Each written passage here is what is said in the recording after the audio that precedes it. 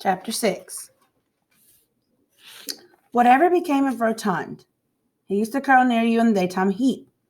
Littlest one was chattering as she set out for the evening's work with her new supervisor. I remember that you and Rotund used to tell jokes to each other. He always told one that started, "A horse went into a bar." What's a bar, by the way? I never understood that joke. Then Elderly shook his head and chuckled. He did like little ones. It was true. But he could see that this curious chatterbox was going to be a handful. "Shh," he said. "Remember that we always move quietly." "I am," Littlest whispered. "Look, tiptoes." She pointed to her own transparent, delicate feet. She skipped along beside Thin Elderly. "I was just wondering about Rotund," she added. "I liked him, and I know he was a friend of yours." Thin Elderly frowned. The thought of it was painful to him. He turned menacing. He told the little one, "We'll say no more about it. He is gone." Turned menacing. Littlest did not know exactly what it meant, but she knew it was very, very bad.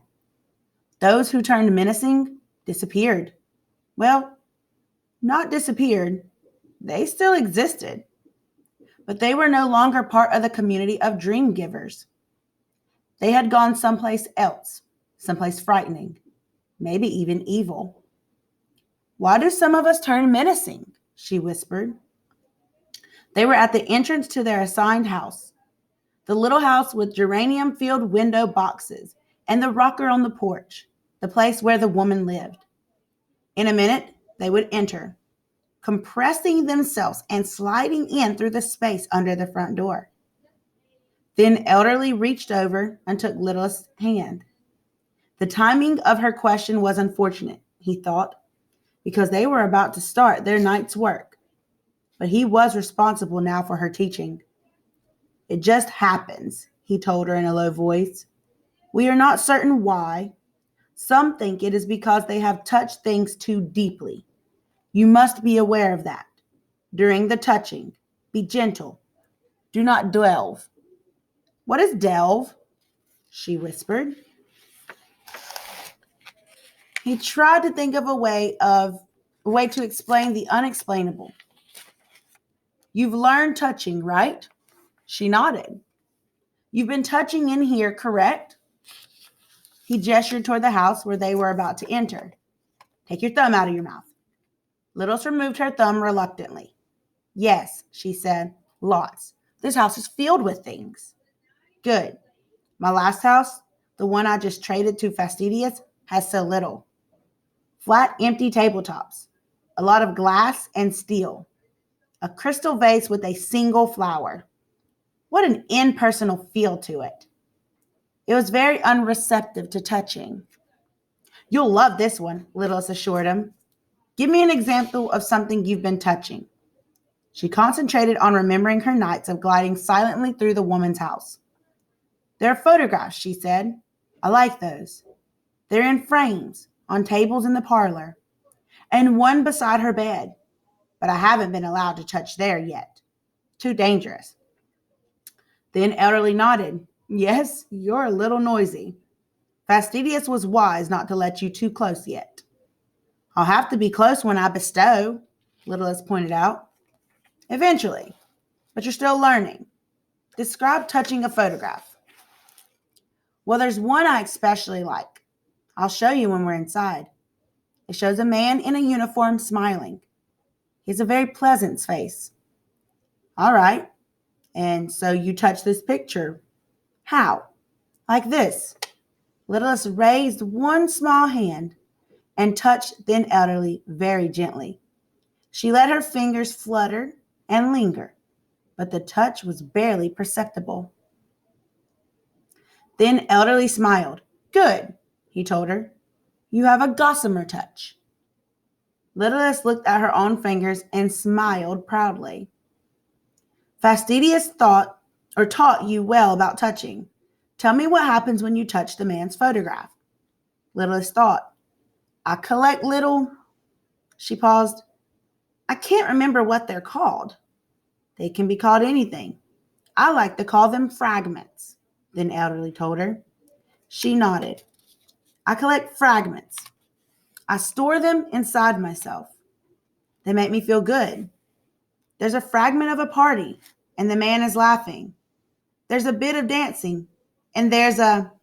She paused, blushing and giggled. Shh, then Elderly reminded her. Littlest one covered her mouth and stifled her own giggle. There's a kiss, she said. Well, a fragment of a kiss. I always like to collect that. All right, then Elderly told her. It sounds as if you are quite good at touching and collecting, but here is what you must guard against. Always remember this. He leaned toward her and spoke very seriously. Delving means touching too deeply, pressing your hand inside instead of using that lovely light flicker touch you just showed me. It sometimes happens unintentionally when dream givers become too interested in what they're touching, when they start to like it too much. Like the kiss? Littlest whispered. Possibly. Never linger and press, because everything has a menacing underside.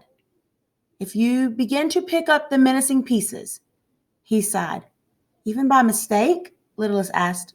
Then Elderly nodded. It's what happened to Rotund. He pressed and delved. Some of us could see it was happening. We tried to warn him, but... Littlest sighed. Then he disappeared. Well, he had to go away. He became something else.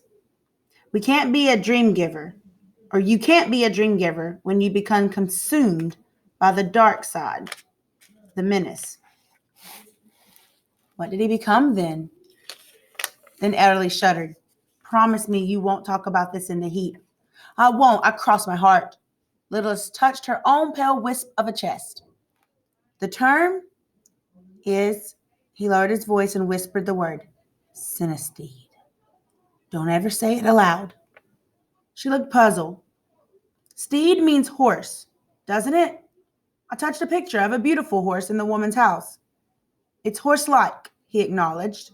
4 legs, quite powerful. It stamps the earth, and the nostrils quiver. And that's what Rotund is now, and others. But there is no beauty to it, he added. It's hideous. Littlest trembled a little. Can it bestow? She asked. Then Elderly gave a scornful laugh. We bestow dreams, he reminded her. But, again his voice dropped to a whisper, synesthete. He pondered for a moment. Then he said, it inflicts. Inflicts? Inflicts something called nightmares. They remained silent for a moment. Littlest glancing sideways to be certain he wasn't looking. Slid her thumb into her mouth again. Finally, he sighed. Better get going.